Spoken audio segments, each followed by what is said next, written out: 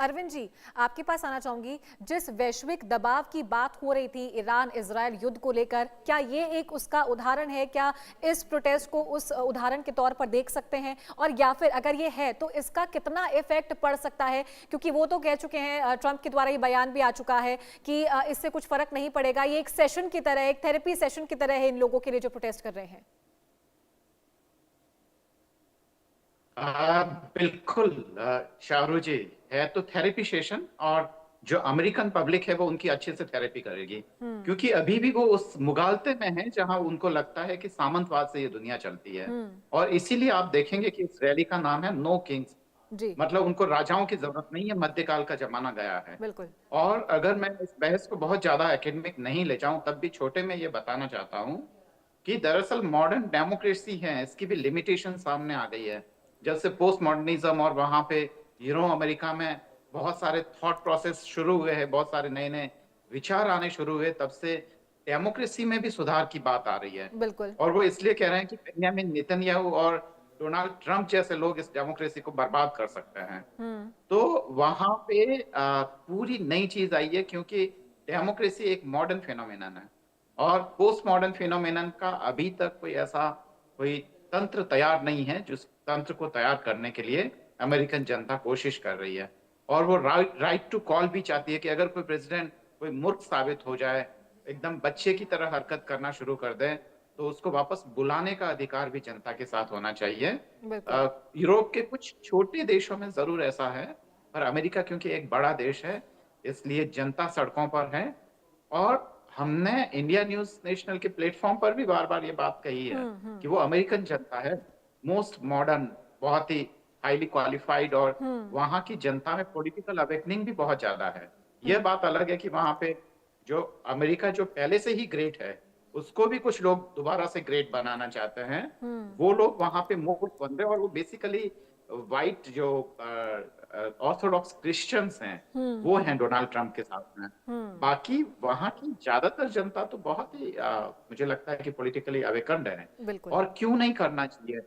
उन्होंने अपने एक बहुत ही, और मैं जब ये कह रहा हूं कि प्रेसिडेंट ट्रंप एक साइकोपैथ हैं, तो पूरी जिम्मेदारी के साथ ये बात कह रहा हूं। और खाली मैं ही नहीं, बहुत सारा अमेरिकन मीडिया के काफी टॉप इंटेलेक्चुअल्स भी इस बात को बोलते हैं, क्योंकि वह व्यक्ति साइकोपैथ ही होगा जिसने गजा में अपने एक दूसरे साइकोपैथिक दोस्त के साथ मिलकर 65-70 हजार लोगों को मौत की नींद सुला दिया।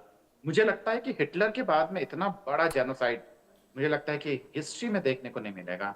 और जब भी दुनिया में हिस्ट्री लिखी जाएगी, जी जी। तब इन सारी घटनाओं का जिक्र होगा, और उसमें ईरान का भी जिक्र होगा। और ये बताया जाएगा कि वो अमेरिकन जो कहना चाहिए कि जो एकाधिकारवाद है, उसके खिलाफ उसने आवाज उठाई थी, और इस दुनिया को जो एक ध्रुवीय विश्व बनने से रोका था, और इस दुनिया को एक डेमोक्रेटिक और ज्यादा स्पेस देने वाले विश्व की ओर ईरान ने जी एक जी। ठीक। संघर्ष किया था। जी। ठीक है। प्रफुल्ल बख्शी और जी, जैसा कि अरविंद जी ने बताया कि पावरफुल पब्लिक है वहाँ की, नॉलेजेबल है, समझदार है, पढ़ी लिखी है, तो ये जो प्रोटेस्ट हो रहा है, क्या इसे देखकर ये लगना लाजमी भी है और लग भी रहा है कि ग्राउंड रियलिटी से बिल्कुल भी परिचित नहीं है, या फिर अगर परिचित है तो वो ध्यान नहीं देना चाहते, या फिर नजरअंदाज कर रहे हैं डोनाल्ड ट्रंप और अंडर एस्टिमेट करने की कोशिश कर रहे हैं? चारू जी, अरविंद जी बिल्कुल ठीक कह रहे हैं। और ये जो इन्होंने उदाहरण दिए एडोल्फ हिटलर का, वो बिल्कुल सही है। चाहे एडोल्फ हिटलर हो, चाहे माओ से तुम हो, चाहे ये ट्रंप साहब हो, जिस तरीके की ये कार्रवाई हो रही है, इस तरीके की कार्रवाई वाकई में ही ये एक्सेप्टेड नहीं होगी एक डेवलपिंग डेमोक्रेटिक थिंकिंग के लिए। पर जो भी है, ट्रंप साहब इस समय जो है ये सबको नजरअंदाज करना चाहते हैं। क्यों नजरअंदाज करना चाहते हैं? उनको पता है कि उनके पास ऐसी पावर्स हैं, और अभी अमेरिकन जो गवर्नेंस के जो प्रिंसिपल्स हैं, उसमें कोई प्रावधान नहीं है कि उनको रोका जाए या बुलाया जाए या ऑल दैट थिंग, जैसे कि अरविंद साहब ने भी क्लियर कर दिया है। सो मैं आपको ये बता दूं कि ट्रंप इसको नजरअंदाज करेंगे, और ट्रंप ने अपनी पूरी की पूरी तैयारी भी की है। अगर उन्होंने, और वो गलती कर सकते हैं इन्वेजन की, मैं ये नहीं कह रहा कि सिर्फ गीदड़ भपकी है, वो कर भी सकते हैं, क्योंकि वो सोच रहे हैं कि खड़क आइलैंड जो कि 25 किलोमीटर ऑफ द कोस्ट है, या जो स्ट्रेट ऑफ हॉर्मुज के जो लैंडेड एरिया है, वो उसको ऑक्यूपाई कर लेंगे। फायर पावर उनकी इतनी है, B-52 बॉम्बर, इवन B-52, ये सारे के सारे लेके आ सकते हैं। ये ट्रंप साहब का ख्याल है, पर अनफॉर्चुनेटली ट्रंप साहब की नॉलेज, जो strategic knowledge and military knowledge, ऐसी नहीं है। वो चापलूसी में और ठाकुर स्वाति लैंग्वेज बोलने वाले जो आसपास हैं, उनके भाव में आ रहे हैं, और इस समय ये स्टेप्स उठा रहे हैं। पर ट्रंप साहब को पता होना चाहिए, कोई ना कोई उनको बताएगा। अगर कोई बता सकता है तो उनको कोई वर्ल्ड लीडर्स उनको इकट्ठे मिलके बात करें उनसे, वो उनके सामने चुप ना रहें। वर्ल्ड लीडर जब बता सकते हैं तब वही ट्रंप को कुछ ख्याल आएगा। पर एट द मोमेंट ट्रंप सोच रहे हैं कि जलती आग में उंगली डाल के चेक तो करूं कि आग है कि नहीं। ये जो है इनकी पॉलिसी और जो थिंकिंग है, ये गलत है। उसको वो सही प्रूव करने की कोशिश कर रहे हैं, बड़ी भारी गलती उठाएंगे।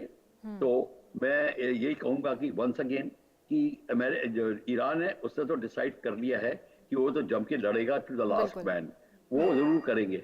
और IRGC ने जो अपना कार्यक्रम किया है, वो पूरी तैनाती से, अब यहाँ तक कि वो छोटे छोटे बच्चों को भी इस्तेमाल करने की वो कोशिश कर रहे हैं। इसका ये दिखाता है कि how serious they are to go to any and.